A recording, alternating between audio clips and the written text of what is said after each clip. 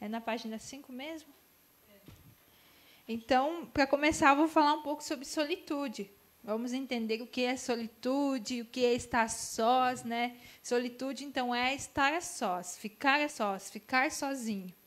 E a gente fala ficar sozinho, mas não é simplesmente ficar sozinho. Então, aqui a gente vai ver algumas perspectivas bíblicas sobre isso, sobre solitude.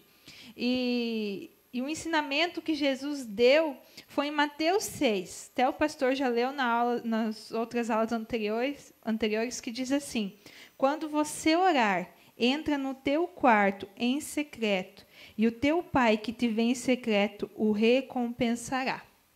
Isso é solitude. Solitude é o secreto, o lugar secreto, onde a gente se encontra com Deus. Aqui fala, entra no teu quarto. Geralmente, nas casas, o lugar mais secreto que a gente tem é o nosso quarto. Nem todas as casas, né? Não, mas quando vem visita, a gente não leva para o nosso quarto. Não é todo mundo que entra no nosso quarto. Então, o nosso quarto é um lugar íntimo nosso. Então, aqui ele está se referindo a um lugar íntimo. Não necessariamente é o quarto, mas um lugar de intimidade seu. Um lugar onde você está ali, o seu secreto. Então, se na sua casa for outro lugar, for outro ambiente, se for numa igreja, na igreja, mas Jesus fala, entra no secreto. Então, a solitude é esse secreto. Porque no secreto a gente vê uma maneira diferente de Deus. Porque no culto a gente vê Deus de uma forma. Estudando a Bíblia, a gente vê Deus de outra forma. Mas no secreto, a gente vê Deus de uma forma... a gente vê Deus face a face. Então, nós precisamos do secreto. Então, a solitude é esse secreto com o Pai. Então, aqui em Mateus 6, quando fala secreto, isso se refere à solitude. Quem tiver a Bíblia, vamos abrir em Êxodo 25, versículos 17 a 22. Que o secreto é um lugar onde Deus opera. O secreto é o lugar onde Deus opera. E aqui a gente vai ver em Êxodo 25, 17, algo muito interessante para a gente entender o que é o secreto, para a gente entender o que é esse lugar de secreto, esse lugar de solitude, esse lugar de silêncio. Aqui, nesse texto, está falando sobre a Arca da Aliança.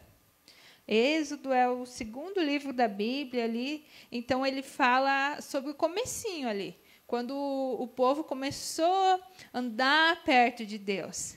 Então, ali em Êxodo, Deus está falando como ia ser a questão espiritual deles. Então, o povo de Israel, eles estavam peregrinando no deserto e eles tinham que ter um lugar para adorar a Deus, eles tinham que ter um lugar onde eles iam levar suas ofertas, onde estavam os sacerdotes, e esse lugar era o templo, onde eles fizeram, a tenda lá do Senhor. Então, esse tabernáculo, esse templo feito de tenda, era o lugar no centro do... Não sei se eu coloquei foto. Experimenta passar mais para frente, que eu acho que vai ficar...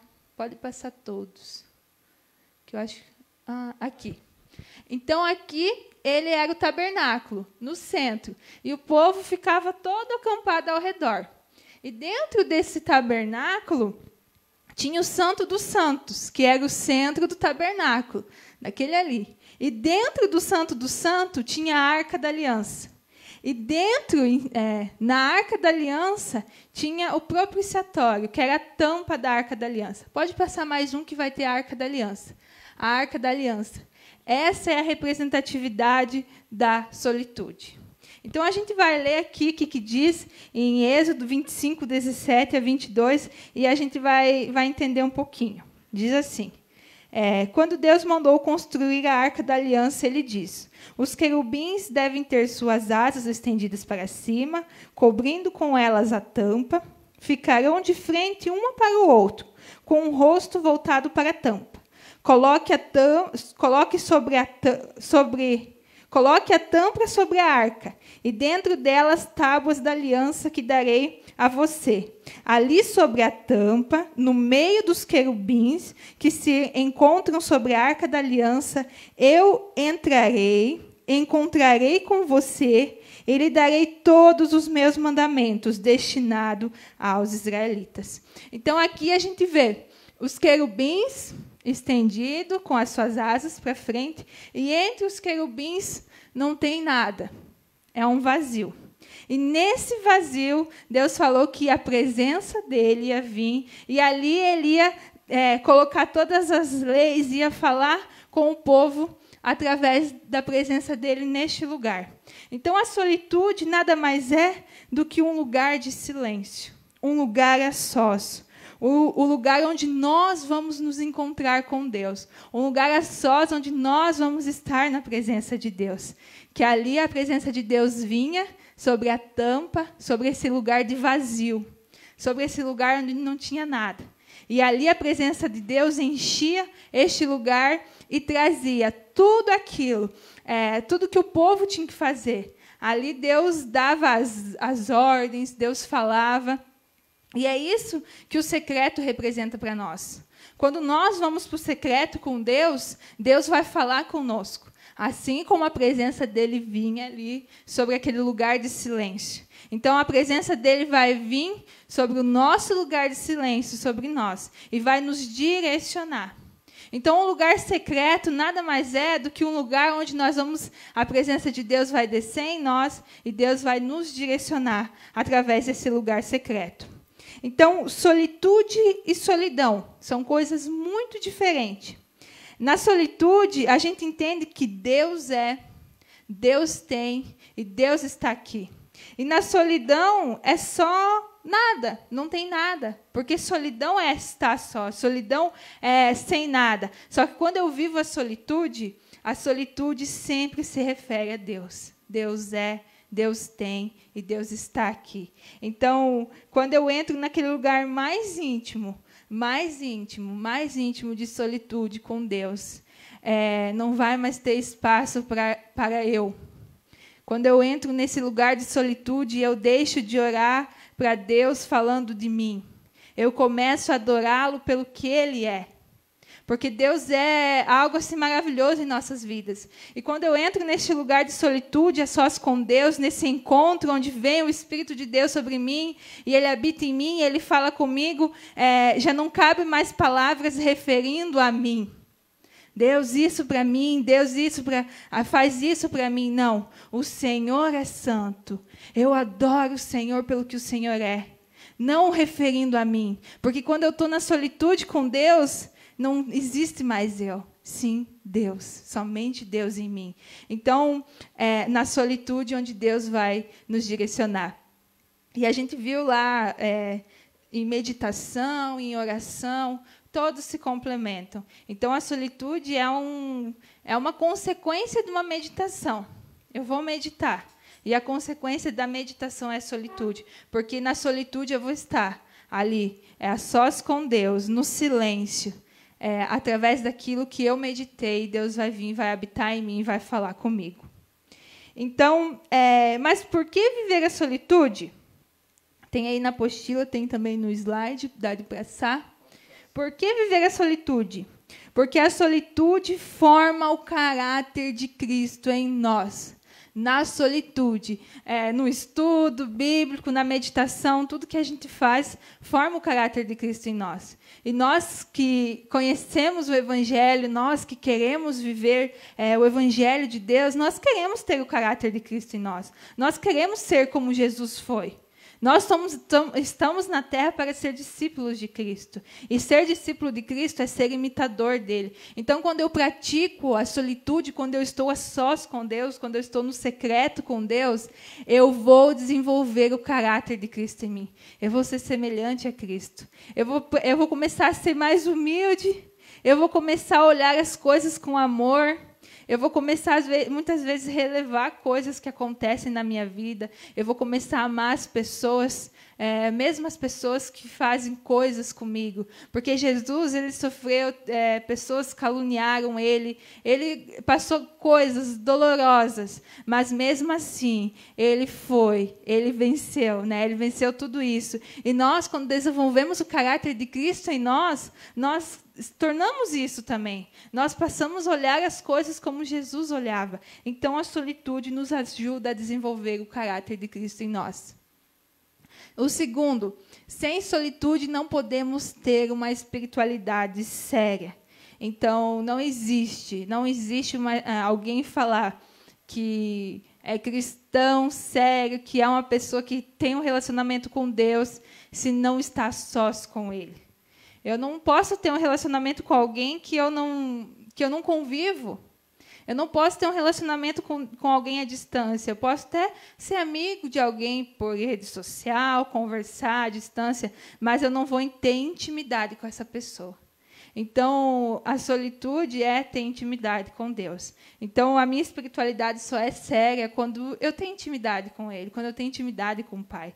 O meu relacionamento com o meu esposo, ele só vai vai ir para um nível maior depois que eu casar, que eu vou ter intimidade com Ele. Então, se eu não tenho intimidade com Deus, né, se eu não querer estar com Ele, eu não vou ter intimidade com Ele. Então, eu não vou ter essa coisa assim de Deus, de Pai, de Deus ser meu Pai, porque eu não tenho intimidade com Ele. Então, a solitude gera intimidade, gera uma espiritualidade séria. O 3. Se crermos que Deus existe e Ele está disponível para nós, então a melhor coisa é estar com Ele. Aqui a gente entra num algo bem assim oposto, porque se eu creio que Deus existe, eu quero estar com Ele. E se eu não quiser estar com Ele, eu sou comparada a uma pessoa que é ateu, uma pessoa que não acredita na existência de Deus. Se eu não quero estar sós com Deus, se eu não vivo o meu momento a sós com Ele, eu sou comparada a uma pessoa que não acredita na existência dEle. Porque se eu creio que tem um Deus lá no céu que me ama, que cuida de mim, que é meu Pai, que me recebe, a melhor coisa é estar com Ele no secreto, é estar sós com Ele. Então, se eu não quero estar sós com Ele, se eu sempre acho desculpa para estar em intimidade com Deus, então eu não creio nele. Então, eu não creio no amor de Deus por mim. Então, é muito sério isso, porque a nossa vida é pautada em viver para Deus. Então, se eu não vivo a minha espiritualidade 100%, se eu não vivo essa intimidade com o meu Deus, então não vale de nada. Não vale de nada fazer qualquer outra coisa. Não vale de nada estar numa igreja. Não vale de nada falar, declarar que eu sou de Cristo, que eu sou de Deus, se eu não estou com Ele. E a próxima questão assim que me pegou muito, quando eu estava estudando, quando eu refleti muito sobre isso, que a primeira coisa que o diabo tira de nós é a solitude. É algo muito forte, porque a gente vê em todos os lugares, em igrejas, pessoas se afastando da presença de Deus. E a gente pensa, como essa pessoa caiu, né? A gente vê uma pessoa que estava lá na frente, pregando, cantando, ministrando, dando aula. Porque a primeira coisa que o diabo tira de nós é a solitude. A primeira coisa que ele tira é a intimidade. Porque Satanás ele vai ficar o tempo todo querendo nos tirar da presença de Deus. Porque ele não quer que a gente esteja com Deus. Então, ele vai deixar nós estarmos no culto, nós virmos para seminário, nós louvar, cantar, fazer tudo. Mas o que faz a diferença na nossa vida é estar sós com Ele.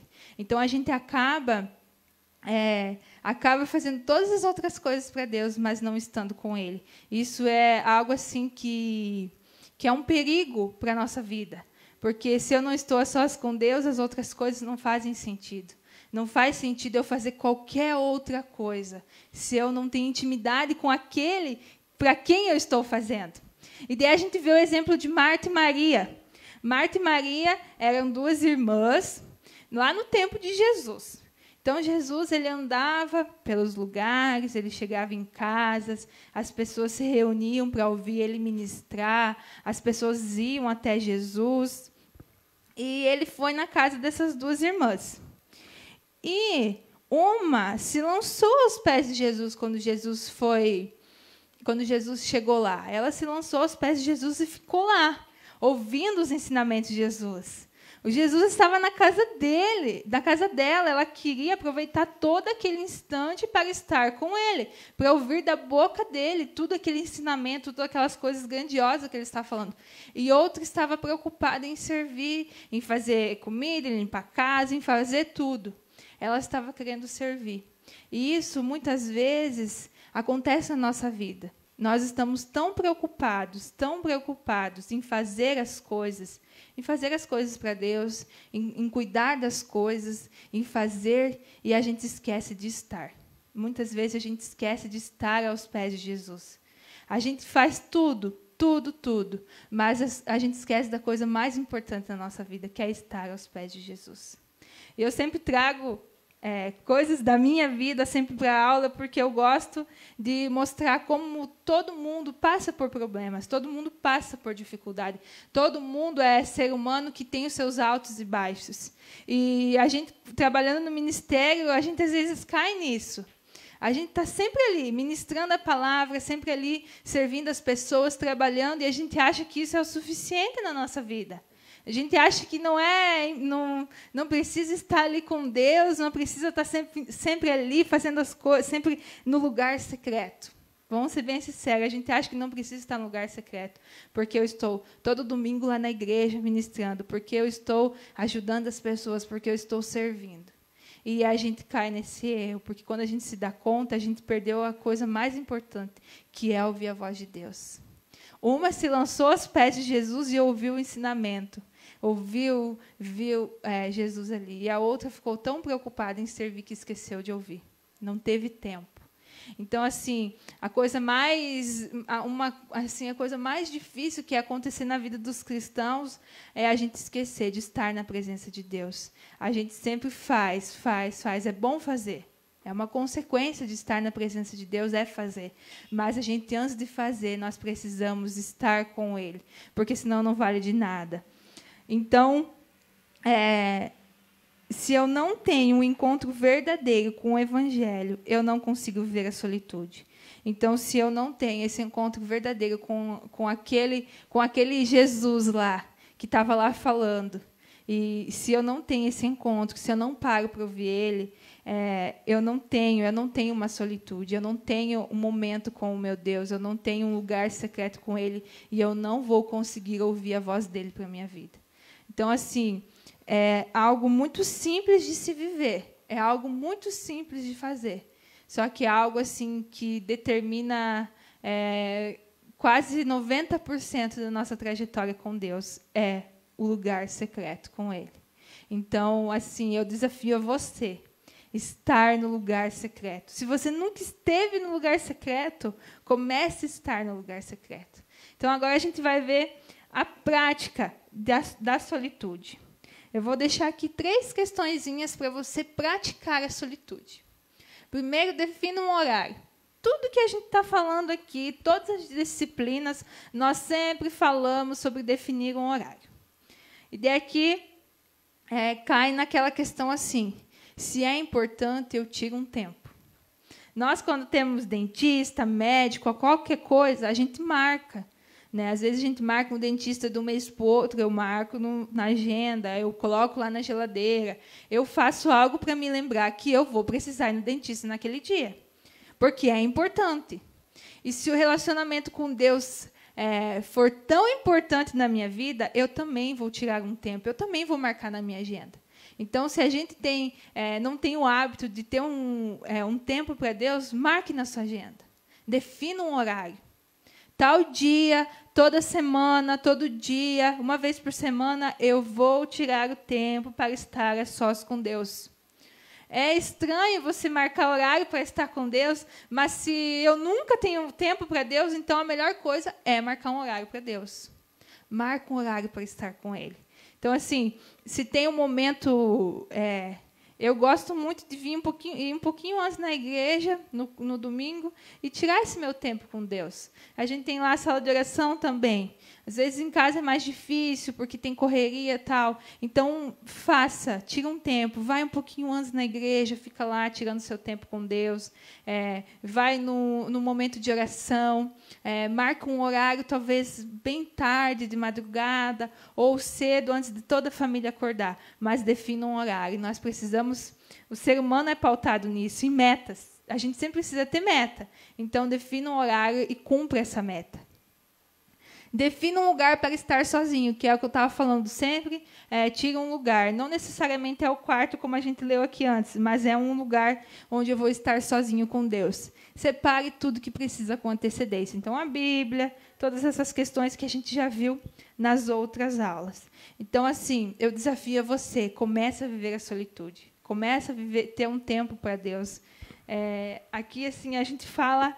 coisas assim tão acessíveis, tão palpáveis. Eu e o pastor, quando a gente veio trazer essa aula, nós sempre falamos que as disciplinas espirituais é algo simples. Às vezes, nós que complicamos. Então, a gente sempre quer trazer uma forma simples para as pessoas, para todo mundo, porque é simples viver. Então, viva esse secreto. Comece o secreto. Se você não consegue fazer as outras ainda, comece pelo secreto. Deus vai te direcionar para você jejuar, para você meditar, para você estudar, para você fazer todas as outras coisas. Então, agora a gente vai... Muito bem. Se alguém tiver uma pergunta, por favor. Esse é o momento de a gente fazer a pergunta, depois já vai para a aula da comunhão. Alguém gostaria de fazer uma pergunta? Ficou alguma dúvida? Não ficou claro algo?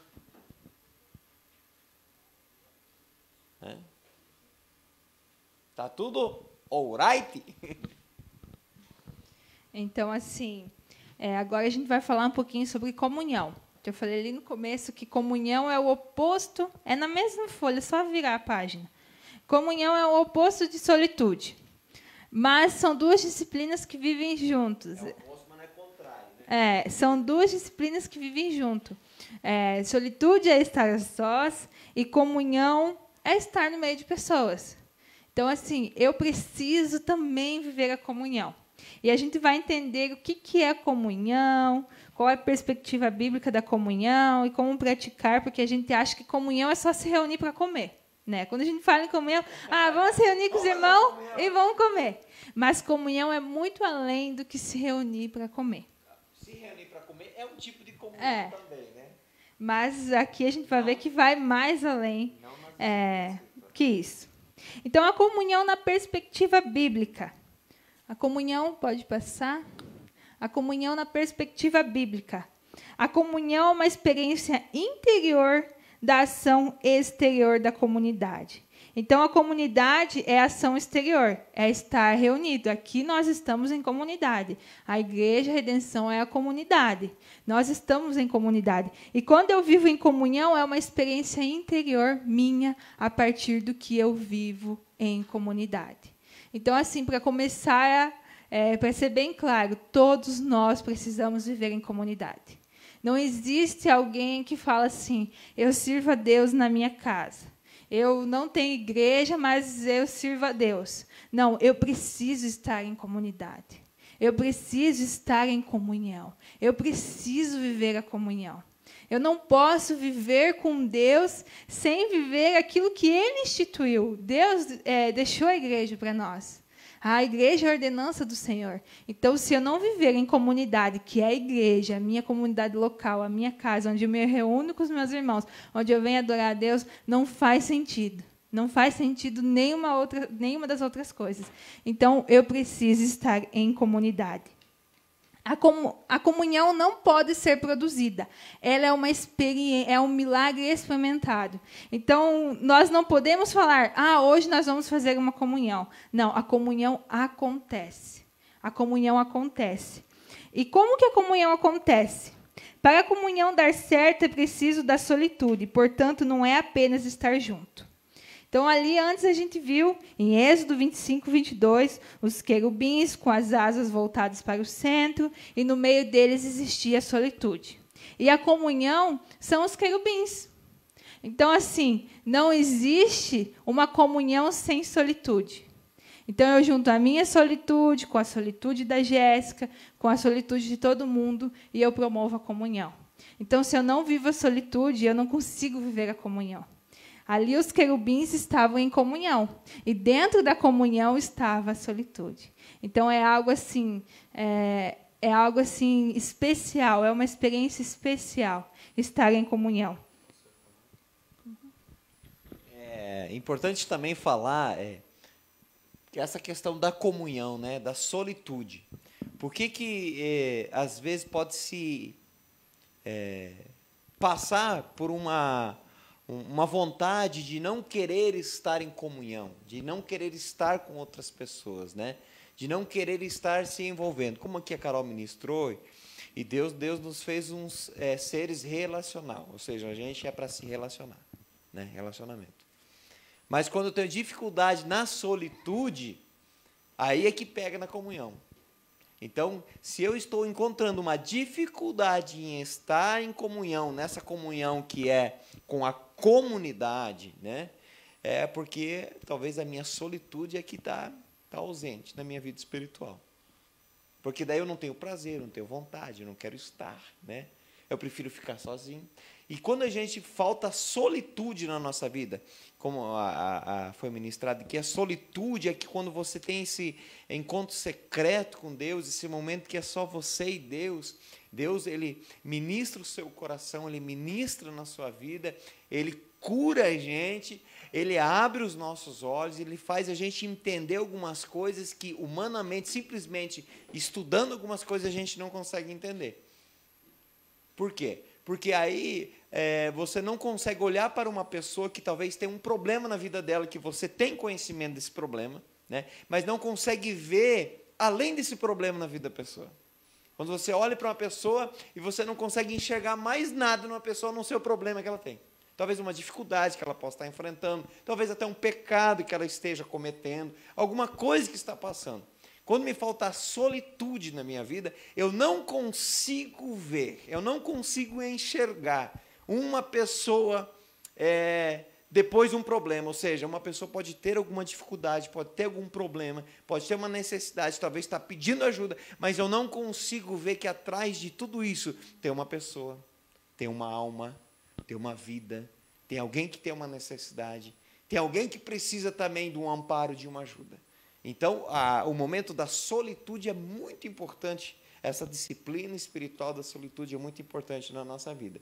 E vai afetar a nossa comunhão.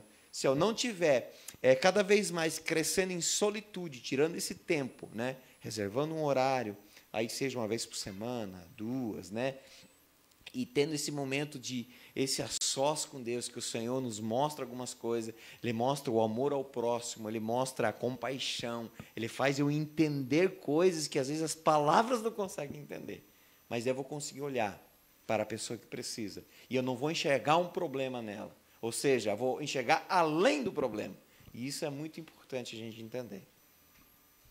Exatamente, a experiência da comunhão é ver Jesus no outro. Então, quando eu vivo... Pode falar. Qual que é a diferença, então, de meditação para solitude? A meditação, eu vou estar ali na palavra. A solitude é a sós com Deus, é o silêncio com Ele. Só que as duas também andam junto. A consequência da meditação é a solitude. Então, a solitude e a meditação, elas se complementam. A solitude não acontece sem a meditação. Então, antes eu vou meditar na palavra, depois eu vou ficar em silêncio para ouvir Deus. Essa é a solitude. Muito bem, corroborando com o que a Carol falou, para poder acrescentar também na resposta para a Jéssica, muito importante a sua pergunta. Aí, com a solitude, com a meditação e praticando a solitude, a gente vai conseguir entender quando Jesus diz assim, amai os vossos inimigos. Porque se a gente não tiver uma solitude, se a gente não tiver uma meditação, a gente não consegue entender esse versículo, gente. É ou não é verdade? A gente tem dificuldade de entender. Por quê? Porque somente numa solitude, num a sós com Deus, meditando a palavra, meditando até esse próprio texto, Deus vai falar com você, Deus vai se revelar como que é o amor dele, como que é a vontade dele, como que ele cuida das coisas. Muito importante. Não sei se a gente respondeu a pergunta da Jéssica. Porque, assim, ali já falando sobre isso, sobre a solitude, porque, às vezes, a gente está num culto, a gente está no meio ali e tal, e a gente está se relacionando com Deus, mas a gente não está ali quietinho ouvindo Deus. Né? Que nem eu falei em meditação também, a gente está com muito barulho, a gente não consegue ouvir Deus. Então, a partir da minha meditação, meditei aqui na palavra, agora eu vou ficar sós e vou ouvir Deus falar. Geralmente, a solitude é ouvir a voz de Deus. Porque ali, quando eu mostrei a Arca da Aliança, ali em Êxodo, Deus falou, aqui nesse lugar, nesse vazio, eu vou vir e vou mandar as ordenanças. Então, a solitude é ouvir Deus falar para nós o que a gente deve fazer. Então, qual passo seguir? Quando a gente está em dúvida, Deus, o que eu vou fazer? Eu vou para a solitude e Deus vai me direcionar. Ou seja, a solitude é diferente de algumas outras disciplinas espirituais que foi ministrado já, que é aquele momento que você conversa com as Escrituras, você conversa com a sua alma. Solitude é o meu silêncio, é ouvir apenas a voz de Deus. Não é, como a Carol já falou, não é o momento de pedir, de ficar intercedendo por alguém. Esse é o momento onde eu me silencio, me concentro, né? E Deus vai falar comigo. É o momento de solitude, né? Estar sozinho na presença de Deus, mas eu somente vou ouvir. Talvez é por isso que nós temos 2 ouvidos e uma boca. Às vezes a gente precisa ouvir mais do que falar, né? Então, é o momento da solitude, é isso, é ouvir Deus falar. E nós não temos paciência para isso. Venhamos e convenhamos. Às vezes a resposta de Deus não é imediata na nossa vida. E a gente não tem paciência. Então é difícil a gente ter paciência para isso, para parar e ouvir Deus. Mas nós precisamos, né?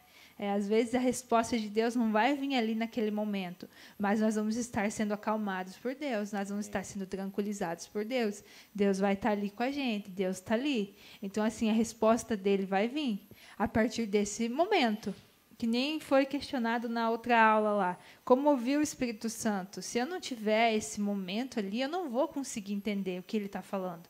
Deus vai falar com a gente, Deus sempre fala, só que eu preciso estar em silêncio para ele ouvir. Eu preciso me aquietar. Então, assim, eu vou entender da melhor forma possível que Deus está falando comigo, estando em silêncio na presença dele. Então, ali, seguindo sobre comunhão, né? Então, comunhão, quando a gente vive a comunhão, a partir da solitude, eu começo a ver Jesus nas pessoas, eu começo a ver ele, eu paro de ver os defeitos, que nem o pastor falou, eu paro de ver as coisas ruins, eu paro de ver os defeitos, eu começo a ver Jesus, eu começo a ver as qualidades, eu começo a ver o que a pessoa tem de bom a partir da minha solitude vivendo em comunhão. Então, a comunhão é eu, mais você, mais Jesus em mim, mais Jesus em você, menos eu e menos você. Uau. Isso é a comunhão. Acho que é bom dar uma repetida, né? Eu, mais você, mais Jesus em mim, mais Jesus em você, menos eu e você. Sobre a comunhão. Então, a gente tira o nosso eu. Na comunhão, a gente tira o nosso eu. A gente tira as coisas ruins do ser humano, né? Que o ser humano é mau. A gente tira toda a nossa maldade. E a gente coloca Jesus em mim. E eu começo a ver Jesus em você. E a gente começa a promover a comunhão. Então, comunhão não é só eu estar junto, dando risada, comendo, fazendo festa. Comunhão é muito mais que isso. Comunhão é ver Jesus nas pessoas. E ser Jesus para as pessoas. Então, assim, a comunhão, estar em comunidade, é uma dádiva do Senhor, é um prazer que Deus nos dá. Então, mesmo agora, onde a gente não pode estar todo mundo junto aqui, onde a gente muitas vezes não pode estar, mas é algo assim, é um milagre de Deus, estar em comunhão. Então, na comunhão, Deus fala em nosso meio. Assim como a gente viu na Arca da Aliança ali, os querubins, que representam, né, a comunhão, o silêncio, que representa a solitude, Deus falando ali no nosso meio. Então, quando eu vivo a comunhão, quando o meu Jesus com o seu Jesus se encontra e vem a comunhão, Deus vai falar no nosso meio. Deus fala no nosso meio. Não tem como Deus não falar, porque a presença dele vai se fazer real. Então, assim, viva a solitude e junta com a solitude do seu irmão e viva a comunhão que Deus vai fazer grandes coisas. Deus faz grandes coisas. Então, por que a comunhão é importante? Por que é importante estar em comunhão? Se Deus é triuno, nós precisamos ter comunhão. Então, vamos parar um pouco nesse triuno, na Trindade. Tem Deus Pai, Deus Filho e Espírito Santo. São 3 em 1.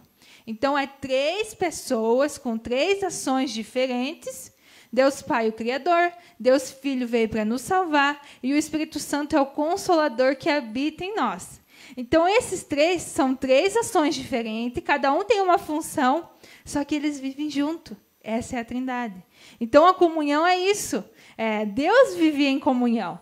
Deus vivia em comunhão, a Trindade é a comunhão. Então, a comunhão aqui para nós é eu pegar o que a Jéssica faz, o que todo mundo faz e juntar. Assim como a Trindade é. Deus Pai, o Criador, Deus Filho, o Salvador, Espírito Santo, o Consolador que veio em nós. Eles viviam em comunhão. Então, por que nós não podemos viver? Porque, na verdade, nós devemos viver em comunhão. Porque Deus vive em comunhão. Deus que é Deus vive em comunhão. Então, nós precisamos viver em comunhão. 2. O Espírito de amor é o elemento da Trindade. Então, a Trindade é a comunhão de Deus, nós também vivemos em comunhão, e o Espírito de amor é o elemento da Trindade. Então, quando a gente vive em comunhão, a gente vive em amor. A gente vive em amor. Não há brecha para outra coisa a não ser o amor. Então, aqui, estando em comunhão, juntando as nossas solitudes, juntando quem Jesus é na minha vida, quem Jesus é na sua vida, não vai ter espaço para outra coisa além do amor. Claro, às vezes a gente acaba se ferindo com pessoas dentro de uma comunidade local, dentro de uma igreja, a gente acaba talvez se frustrando com algumas coisas, mas isso não é isso que nos alimenta, não é isso que nos movimenta. É o amor que nos alimenta, é o amor que nos movimenta. Então, quando a gente vive isso da forma correta, não existe espaço para outra coisa além do amor.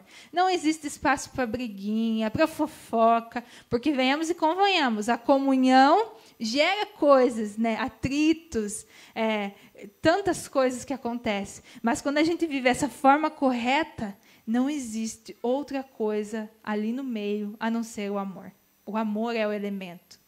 Né? Então, a gente pode até acabar se frustrando com algumas pessoas, se ferindo com algumas pessoas, com lugares. Mas, quando a gente vive isso, a gente entende que o elemento disso é o amor. Então, eu preciso viver o amor. Se as outras pessoas não fazem a parte delas, não vivem a comunhão, não vivem a solitude, mas eu vivo. Então, o que me move é o amor. O 3, a comunhão é o amor mais autoridade, que gera paternidade. Então, a gente vê o amor dele por nós, o amor de Deus por nós.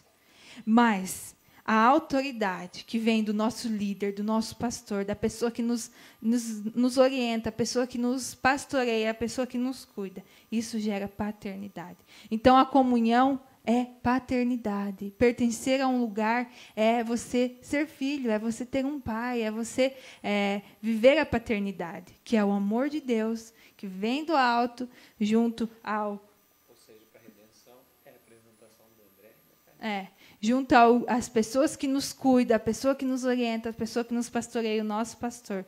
Isso é paternidade. Então, a comunhão gera paternidade em nossas vidas. Nós não somos mais órfãos, nós não estamos mais sozinhos. Nós vivemos a paternidade de Deus e do nosso pastor que nos cuida e nos direciona. Então, agora, como viver a comunhão? Como viver a comunhão? E agora? É tão difícil viver em comunhão. As outras disciplinas é só eu, né? Solitude é eu, meditação é eu, tudo é eu. Mas a comunhão é eu mais alguém. Então é mais difícil. O primeiro ponto é ter a percepção que fomos perdoados em Cristo. Então, se Cristo morreu na cruz pelos nossos pecados, ele morreu pelos pecados dos meus irmãos também. Então, essa é a primeira coisa que eu tenho que ter em minha cabeça. Eu não sou maior que ninguém. Né? Cristo morreu pelos meus pecados, então ele morreu pelo pecado daquele irmão que talvez eu não gosto muito. Então, eu tenho que ter essa visão, que Cristo morreu na cruz por todos nós. Nós não somos únicos, nós somos únicos, mas ele veio para todos. Então, a gente tem que ter essa percepção, que eu não sou maior que ninguém.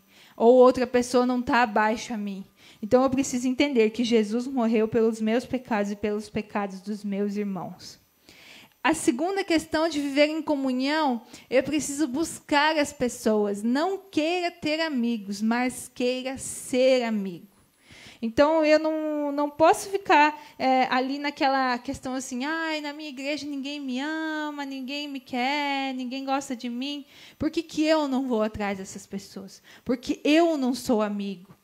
A gente diz, ninguém é meu amigo, ninguém está ali para mim e tal. Por que eu não sou essa pessoa para o outro? Então, antes de eu querer ter amigo, antes de eu querer ter alguém por mim, por que eu não sou alguém para outra pessoa? Por que eu não dou o meu melhor para outra pessoa? Porque comunhão é a junção de várias pessoas diferentes. Então, eu posso dar o meu melhor, eu posso ser amigo. Então, antes de eu querer que alguém faça algo por mim, faça algo pelo seu irmão. Isso é algo assim que nos ajuda muito a viver em comunhão. E quando alguém não quer ter comunhão comigo? Eu não posso forçar ninguém a ter comunhão comigo, mas eu vou viver aquele amor que eu vi ali, né? A comunhão é o amor. Então, assim, eu não vou forçar uma comunhão, eu não vou forçar estar com a pessoa, mas eu também não vou guardar coisas em mim que geram algo que me prejudica. E até nessa questão aí, quem não vai querer ter comunhão com a gente é porque está faltando algumas disciplinas espirituais na vida dela. Está faltando a solitude, porque ela não vai entender a comunhão, né? Então, a gente não pode se arrancar os cabelos, se descabelar, se alguém não quer ter comunhão com a gente. O que a gente precisa se preocupar sempre é cumprir, praticar as disciplinas espirituais, os ensinamentos de Cristo Jesus nas nossas vidas, né? Então, isso pode acontecer de ter pessoas que às vezes não querem ter comunhão com a gente, né? Enquanto que todo mundo não entender, isso vai acontecer, é natural. Mas nós temos que ter a certeza do que a gente está vivendo, do que a gente está sendo em Cristo Jesus. É que nem o exemplo essa questão da comunhão. Lá, quem é meu próximo? Né? Aquele homem, aquele estudioso lá, ele perguntou, mas quem é meu próximo? Por que ele pergunta? Porque ele não sabe realmente quem é o próximo dele. Talvez se a gente perguntar, quem é o seu próximo? E a gente vai falar assim, é todo mundo. E deve ser todo mundo. Mas o próximo é de quem eu me aproximo. Meu próximo é todo aquele de quem eu me aproximo. Então, se eu pratico a solitude, se eu pratico a comunhão, né, a comunhão acontece com a minha prática das disciplinas espirituais, e vindo com a solitude, então eu sempre vou me aproximar para ter comunhão com outra pessoa. Mas eu digo assim, eu devo forçar, assim, insistir, ou quando a pessoa deixa claro que não quer ter comunhão, eu devo me afastar? Você não precisa... Sim. Aqui, ó, até no quinto responde, tem amigos que olham para a mesma causa que a sua. Se relacionam com pessoas que têm a mesma direção que você. Então, assim, as pessoas ter comunhão com a gente. E é até importante falar, né, que a gente praticando as disciplinas espirituais, a gente não é melhor que as outras pessoas. Né? A gente não é maior que as outras pessoas. A gente pratica as disciplinas espirituais porque nós precisamos para a nossa vida. Né? Claro que a comunhão que gera com outras pessoas para fora. Mas pode ver, a maioria das disciplinas espirituais é o que eu preciso. Então, eu pratico porque eu necessito, porque eu preciso para a minha vida, para viver da melhor forma possível. Né? Quando que nem a Carol que passou, essa é a outra pessoa que não quer ter comunhão porque ainda ela não conseguiu entender. Aí entra também a questão das disciplinas espirituais, de eu ter também a humildade, a tranquilidade, o respeito, se a pessoa não quer ter uma comunhão, até que um dia ela consiga entender isso. Né? Porque essa é a nossa esperança, que todos nós possamos, como nós aprendemos um dia, o outro que ainda não aprendeu, ainda pode ter uma oportunidade de aprender, de estar em comunhão e aprender as disciplinas espirituais. Né? Lembrando, as disciplinas espirituais, elas não salvam a gente, só elas, mas a prática delas nos levam a quem nos salva. E a comunhão, com certeza, vai nos levar também para a salvação, porque é necessário que a gente viva em comunhão. Então, a comunhão não acontece quando alguém quer ser o centro. Não existe uma comunhão onde alguém quer ser o centro, porque o centro da comunhão é Deus. O salmista escreve assim: se você está sem comunhão, você está sem visão. Então, se falta a comunhão, é porque está faltando a visão. É a questão da visão, não tem a mesma visão. Quando a gente perde a visão, então a gente não entende a comunhão e não vive a comunhão. Né? Eu vou até achar o salmo certo e prometo que passo para vocês. Se não passar hoje à noite, passo no grupo lá, para todo mundo, tá bem? Então, assim, fechando essa questão, né? Se alguém não quer ter comunhão com você, você permanece, porque a comunhão só acontece, lembrando daquela questão, quando tem Jesus em mim e Jesus no outro. Então, vai faltar Jesus em alguém que não seja em mim, né? Então, eu posso viver isso e mais para frente eu posso até gerar Jesus na vida da outra pessoa, eu posso até tentar, mas se a pessoa não quer, eu vou permanecer ali, sem gerar algo, sem gerar um desconforto, sem forçar. Mas, ao mesmo tempo, eu permaneço ali, em prontidão. Se aquela pessoa ela viu que Deus é o centro da vida dela e ela precisa, então eu vou me abrir para isso. Então, relacionamentos com pessoas é assim, não é perfeito, sempre tem os altos e baixos, tem as questões. E a gente sempre vai buscando viver isso, buscando viver todas essas disciplinas. E a gente vai conseguir contornar tudo isso e ter o melhor relacionamento possível, porque nós não somos perfeitos. Então, os relacionamentos também não são perfeitos, mas a gente sempre busca em Deus. Então, praticando isso, a solitude junto com a comunhão, eu vou tentar ser o mais perfeito possível, que é viver esse amor, viver o amor. Então, eu acho que viver o amor é o suficiente para isso acontecer. E quando esse amor em mim transbordar e aquela pessoa ver esse amor em mim, automaticamente vai chegar um tempo que vai tocar nela, ela vai querer. Ela vai querer. Então, a gente deve esperar e permanecer firme. E o terceiro se doa pela amizade. Aqui a gente fala em amizade, mas a gente fala na comunhão também. Então, se doa por essa comunhão. Se doa por isso. Seja disposto a servir, né, em comunhão, em igreja, aqui em comunidade. Seja disposto a servir sempre a sua comunidade local. Isso vai ajudar muito a viver a comunhão. E o quinto tenha amigos que olham para a mesma causa que você. Esteja próximo de pessoas que têm a mesma visão que você, que olham para a mesma direção, que têm o mesmo alvo. Né? Então, aqui, todos nós temos o mesmo foco, nós aqui da comunidade de redenção temos o mesmo foco. Então, essas pessoas que eu vou estar próxima. Então, não que a gente deve se afastar do mundo inteiro, porque as outras pessoas talvez não tenham a mesma visão, mas tenha aquelas pessoas mais íntimas de você, mais próximas de você, seja pessoas que têm a mesma visão que você. Assim você vai conseguir promover tudo isso que a gente falou em comunhão, olhando sempre para a mesma direção, tendo o mesmo alvo. Não sei se alguém tem alguma dúvida sobre essa coisa de comunhão, porque comunhão gera muita dúvida, porque não é só eu, né? É o outro. Mas lembrando sempre que a gente precisa ver Jesus na pessoa, entender que Jesus morreu pelos meus pecados e pelo pecado do outro, e também viver o amor. Isso é a base da comunhão. E com o tempo a gente vai conseguindo viver, vai conseguindo adaptar, vai conseguindo praticar. Mas a gente precisa começar. Então, quero lançar o desafio para você. Essa semana, defina um lugar, defina um horário para você começar a viver a solitude. A partir da solitude, você vai começar a viver a comunhão.